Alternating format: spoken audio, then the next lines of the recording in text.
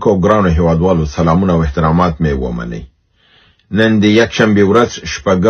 اپریل کال 2015 ستاسو خدمت کې حاضر یم. نن د جهادي سپونه خبرونه مې نه دي راخسي ځکه چې دا پښتنې ځینې راغلي دي. یو ورور کم از کم 9 پښتنې کړې وي، هغه ما راټولې کړلې، په 6 پښتنو باندې مې بدلې کړلې. او په عین حال کې د مهاجرینو مسله چې د افغانانو د مهاجرینو مسله ده ډیره مهمه ده. نو غواړم په دغه دوه مسلو باندې نن خبرې ولرم. د مهاجرینو په حق تاسو معلومه ده چې پاکستان نهایت بد رویه شروع کړې ده، بالخصوص پولیس او پوځ د افغانانو په خوا خو به صرف ودرول پیسې به تخصیل هغه کې افغانانو باک نه کوچ څه به جیب کې وي به ورکولي. بیا دوی دا کار شروع کړ چې د دوی نه د دې هغه د کور کمال بستره بکس او دا به چې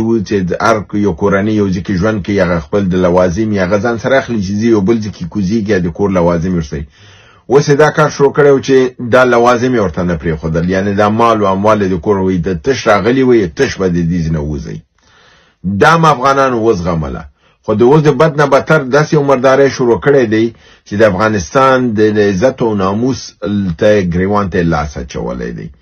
دا د افغانانو خزي او پیغلې جنکۍ دی راستنۍ او زندان ته وړي او حتی ښکارا باندې دا وایي چې مخکې دین چې افغانستان ته لاړ شي ته به یو شپه ما سره په حوالاتو کې تیرې ځکه چې ته دې ځنځې ته به باید ځان سره او توفه ویسي. یعنی تاسو په دې معنا پیږئ چې د هدف څه دی چې ته توفه ویسي چې هلته د پنجابیان دا وده کې چې پنجاب نسل ته راځي. نو دا د پښتنو هغه عزت او ناموس ته د لاس اچولې دی چې پښتون افغان او دا هر څه زغملی شي، دغه مال وخله، درایي وخله، پیسې وخله، هر څه ته وخله، خو عزت ته چې ورته لاس واچو بیا نور څه نه پاتې کیږي. همدا علت دی چې دغه تریبیون په ټولو هغه ځوانانو هغه افغانانو د پیښور ځوانانو پښتنو ته او د افغانانو پښتنو په ټولو غږ کوم چې دا رقم کوم عمل تاسو ګورئ تاسو ته بالکل جایزه ده چې تاسو د دغه په نظام په مقابل کې دا کوم حرکتونه نظامی شروع شوي دغه وګه پوګه ودرېږي او ټوپک واخلي او چې کوم یو دغه جنایتکار د پنجاب پوز ګوري او پولیس ګوري په ځای باندې ټارګټ کوي چې دا بې عزتي او بې ناموسي چې دی دغه کړی ده چې د دې سزا دوی وګوري. دی وس خپل د ګلم نه خپل وسته ده. په عین حال کې زمونږه ګله د اسلامي امارت نه دا راځي چې دی ولې خاموش دي د کم مصلحت دی د دای د لري چې مونږه د وطن د اشغال په مقابل کې او د عزت او ناموس په خاطر د امریکای سره وجنګیدل. نو نن د پاکستان چې زما عزت او ناموس سلاسه چې ولې زمونږه اسلامي امارت خاموش دی. د قندهار نه غږ نه وځي، وزیر خارجه د تل د عربانو سره الته په میلو چرشو کې په پلو کې ګرم دی. وزارت خارجه د کوم عمل نه لري، کمیسیون د مهاجرینو د او وزارت د مهاجرینو د کوم حرکت نه لري. تاسو د پاکستان سفیر راو نه غوښته، تاسو کوم احتجاج ونه ک او هغه نن زموږ عزت او ناموس ته لاس وراچي. نو دا شی قابل د زغملو نه دی. د دې لپاره د افغانستان د ټولو افغانانو او د ځوانانو نه دا کیږي چې د خپل د ناموس د غیرت لپاره داسې یو حرکتونه باید شروع شي چې پاکستان د خپل مردار حرکت نه نور لاس واخلي. راځم د یو ورور په نامه د نورحان یوسف یو اته پښتنې راستولې دي او زبر دغه پښتنې چون نړیوالو مسایلو باندې دي. نو نن دغه برنامه پم دغه کوشش کوم چې پښتون ته زر جواب ورکم او لند جواب ورکم تر څو چې کولای شي ټول پښتنې راون غلل شي. د دې اوله پښتنه دغه تعارفي چې ټرمپ په نړۍ باندې وضع کړی دی، آیا د په لوی قدرتونو لکه چین او هند او په دې باندې دغه تعارفي آیا امریکا ته ګټه لري یا ضرر لري او د ضرر دی نو ضرر نړۍ ته څه دی او امریکای ته څه دی؟ قدرمن ورور دا تعارفي خو امریکای له دې لپاره نه دی کړی چې ځان ته ضرر ورسوي. د دې هدف د نه دا دی چې د خپل داخلي هغه تولیدات پیداوار زیات شي او بهرني شی چې الته مملکت ته ځي هغه کم شي تر څو د دې خپل په اقتصادي رشد باندې دغه شي. مګرم کله چې ته په یو بل مملکت تعرفه لګی هغه بل مثل په تا باندې تعرفه لګی داسې نه ده چې تا یو طرفه ده ځکه چې فرضاً د چین او د امریکې ترمنځ د میلیاردونو ډالرو راکړه ورکړه ده او کله چې دوی دغه تعرفه یو په بل لګی د په میلیاردونو روپو دا ضرر رسي اوس دلته د خو امریکای ټرمپ دا په دې نیت سره کړی دی چې د خپل مملکت اقتصاد جوړ کی خو ښکارا کیږي دا چې دا تعرفه په ضرر د امریکای لګیا دي تمامېږي فرض مثال دی په کاناډا باندې 50% تعرفه ولګوله کاناډا خپل هغه برق چې دغه ته ورکړي که امریکا ته او بالخصوص هغه ایالتونه چې د کاناډا سره نږدې دي دغه ټول برق د دغه نه د کاناډا نه دی هغه تعرفه هغه 50% کړل فشار په خلکو باندې راغی خلک اوس دې ته حیران دي که لږ زره نور د امریکا دغه کې هغه ورته ویلي دي که تا لږ د دې نه زیات که زه دا زیاتوم 50% کوم در باندې 50% معنا دا ده چې خلک هغه برق نشي اخیستلی چې برق نشي اخیستلی هغه ولایتونه د امریکای هغه ایالتونه چې دي هغه په تورو تیارو کې ډوبېږي ځکه چې برق استعمالولی نشي په تعرف ورکولی نشي چې ورینې کې هغه په برق باندې دلته برق نشته دی دا ګورئ دغه اضرار دي داسې ډېر نور مثالونه دي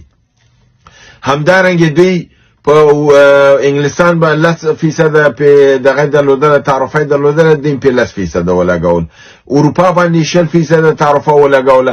د چین باندې 50% تعرفه لګولې و بیا هغه 40% کړه نن هغه 50% ته ویوړه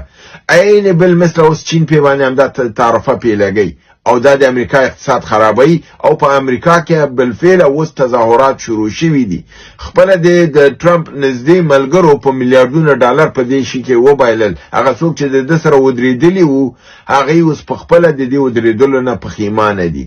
او همدارنګه په جاپان باندې 40% تعرفه ولګوله حتی افغانستان هم د دې لیست نه خارج نه دی په افغانستان باندې 10% تعرفه لګولې ده ځکه افغانستان خو دغه نه لري تولیدات نه لري وچه میوه ده او قالین د امریکای ته زی په دغه باندې 10% تعرفه لګولې او موږ د امریکای نه کوم شی خریداري نه لرو چې موږ په هغه باندې تعرفه ولګو ځکه موږ د امریکای نه تجارتي کوم شی نه لرو موږ ورته د وچه میوه او دغه قالینه او دغه قرقل او دغه شانم ورکول په دی باندې د تعرفه لګول ده چې دا زموږ تاسو تجارانو باندې لکه فشار راوړي 10% د افغانانو لپاره زیات دي فلهذا دا تعرفه چې دی د اقتصاد جنگ دی د امریکا او د نړۍ ترمنځ او دا بل خصوص د امریکا په اقتصاد باندې منفي اغیزه لري او د نړۍ په اقتصاد باندې منفي اغیزه لري همدا علت دی چې ماکرون په خپل خبرو کې پرون ویلي چې ټول هغه اروپאי مملکتونه چې په امریکا کې خپل فابریکې او سرمایه‌ګذاریګانې لري هغه دلته وټړي او راودي وزي نو که دا کار وشي امریکا ډیره لویه ضربه خوري ځکه چې لویه سرمایه‌ګذاریګانې د اروپایانو هلته دي دا به راوځي همدارنګه د اروپאי ټولنې د اقتصادي کمیسیون مشر اورزولا من چې دا هغه ویلي دي چې هغه تجاران یا هغه ملکونه چې دغه تعرفو د وجنه د فشار لاندې راځي موږ به د هغوی سره مرسته وکړو او د هغوی په حساب لاسنیوی به وکړو نو دا خود به خوده د فشار په ټولو ملکونو باندې دی او د دې فشار په ټولو باندې اغیزه لري دویمه پوښتنه د دې ورور دا ده چې د چین او جنوبي کوریا او د جاپان ترمنځ یو تجارتي پیمان امضا شو آیا دغه تجارتي پیمان چې دی دا د تعرفو له وجې نه دی چې د ټرمپ وضع کړی دی یا بله خبره ده اول خو تاسو ته زه ووایم چې د کوریای جنوبي جاپان او چین چې دی کوریای جنوبي او جاپان چې دی دا د امریکای ملګري دي او په دواړو مملکتونو کې امریکا قوا لري یو کې 450,000 او په بل کې 40,000 قوا بالکل همداوس د امریکای موجوده ده او چین چې دی د سیاسي لحاظ نه د جنوبي کوریا سره مخاصمت لري او د جاپان سره د دوی تاریخي دغه دی ځکه چین چې و د جاپان مستعمره و په دویم نړیوال جنگ کې بیا دا تینه جدا شول او خپل دغه تینه جدا ک او د دیو د ډیر شدید جنگونه د جاپان سره راغلي دي او دې موقف هم سره فرق کوي دغه معاهده دوی تر کوم حد پورې به کامیابی په د باندې زه نه پوهیږم که دا معاهده ولې دوی کړې ده، په دغه باندې هم زه دومره نه پوهېږم، ځکه دوی ترمنځ هغه اړیکې چې د اقتصادي لحاظ نه د ملکونو ترمنځ دي، هغه دوی منځ کې هغه اړیکې نشته دی، نه د چین او د جنوبي کوریا، نه د چین او د جاپان ترمنځ. مګر کېدای شي چې د تعرفې په مقابل کې دوی کوم اقدام داسې کړي چې همدغه تعرفې د امریکا دغه پلان ناکام کړي، ځکه د دې کې 40% په دغه باندې راغلی جاپان باندې او 50% په چین باندې دی او همدارنګې په کوریای جنوبي باندې دی. نو د دغه په مقابل کې کېدای شي چې دوی کوم یو پلانګذاري سره کړي، مګر په اوږدمهاله کې دوی سره ملګري نه دي، دوستان نه دي، هغه د امریکې ملګري دي او چین د امریکې په مقابل کې یو سیاسي قدرت دی. راځم درېیمې پوښتنې ته. د ورور د واخان د دهلیز په حصه کې پوښتنه کړې ده چې د دې کار په ډېر شدت سره روان دی او په تکمیلېدو خواته دی. آیا امریکا به د دغې سړک چې تیریږي او د دې د پټلۍ ریل چې تیریږي د دې ممانعت خو به ونه کړي او د دې د ممانعت لپاره به ځکه چې د چین سره د روابطو اختلاف لري، مخالفت کوي، آیا د ده مخه به ونه نیسي؟ بالکل امریکایان د هر هغه مسله چې د اقتصادي رشد د چین او د روسیې ترمنځ روابط جوړ کړي دغه سره مخالفت ښکاره کوي. مګر دې معنا دا نه ده چې دوی بالکل یو مملکت ته اجازه دا ورنه کړي چې هغه خپل هغه ساختماني کاروبار یا دا سړکونه جوړ کړي. د سړک مخالفت به نه کوي، ریل مخالفت به نه کوي، مګر هم د هغه لوی اقتصادي پانګونې چې د چین د دې لارې نه وکړي حتما په هغې کې به مشکلات خلقوي، ځکه چې امریکا دا نشي کولی چې یو مملکت د هر څه نه منع کړي، دا نه کوي. مګر هم د دې اجازه نه. اوس پاکستان کې د چین کوریډور چې دی دا د چین د اقتصادي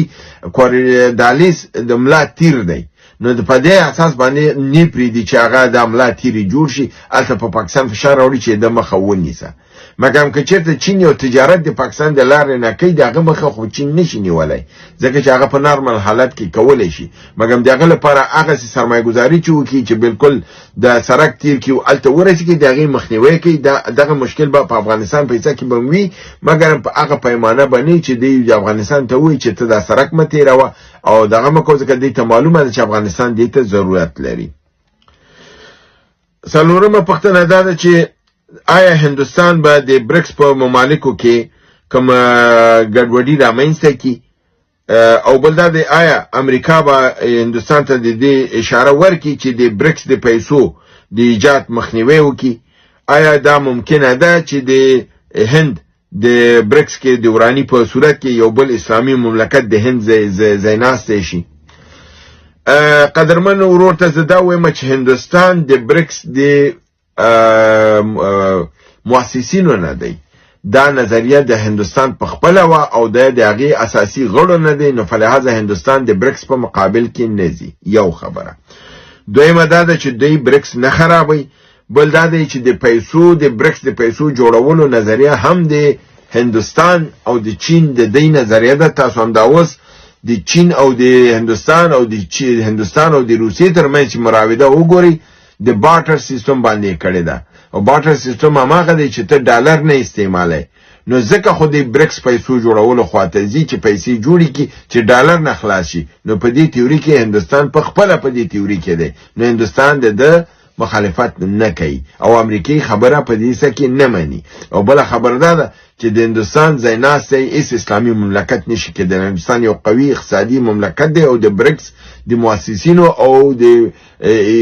ایجاد کوونکو نه دی. په دې اساس باندې ستاسو دا نظر چې تاسو فکر کوئ چې هند به د مخالف کې لاړ شي امریکې سره، نه، هند خپله جوړ شی چا جوړ کړی هغه نه خرابوي او هند خپله غواړي چې د ډالرو د فشار نه خلاص شي او خو د منطقه کې سیمه کې لکه یورو غوندې یو پیسه جوړی شي او دا تیوري د دوی په خپله ده. پنځمه پوښتنه ستاسو د عافیه صدیقي متعلق ده چې آیا دغه خور په ازادۍ کې به څوک اقدام وکړي او آیا امارت اسلامي کوم ده؟ امارت اسلامي اقدام کړی دی. دغه اوس هم چې د یو نفر د دوی د خوشې شو او یو امریکایي خوشې په هغه کې دوی د حافظ صدیقي یاده کړې وه او امریکې ته ویلو چې موږ تاسو امریکایي درکو حافظ صدیقي که خوشې شي ښه دی. یعنې افغانستان خپل کوشش کړی دی خو امریکې منلې نه ده او زور پې نه دی، فشار پې نه دی وارد شوی. نور کوم اسلامي نړیو کې پاکستان کې دا جرأت نشته چې د امریکې نه دا شی وغواړي، خو امریکا په هغې کې یو بې ځایه ضد کړی ځکه چې هلته هغې ښځې سره دومره ظلم دی کړی دی چې هغه اوس دی د یار هم نشي خوشې کولی او هلته یې ساتلی 4 کاله قید ورته ایستی دی. شپږمه پوښتنه دا ده چې د چین رئیس جمهور په آینده څو ورځو کې روسیې ته سفر کوي او د پوتین سره به دا ملاقات لري. آیا دا د امریکې د تعرفې په مقابل کې د دوی کوم پیمان تجارتي پیمان به او دا دوه مملکته به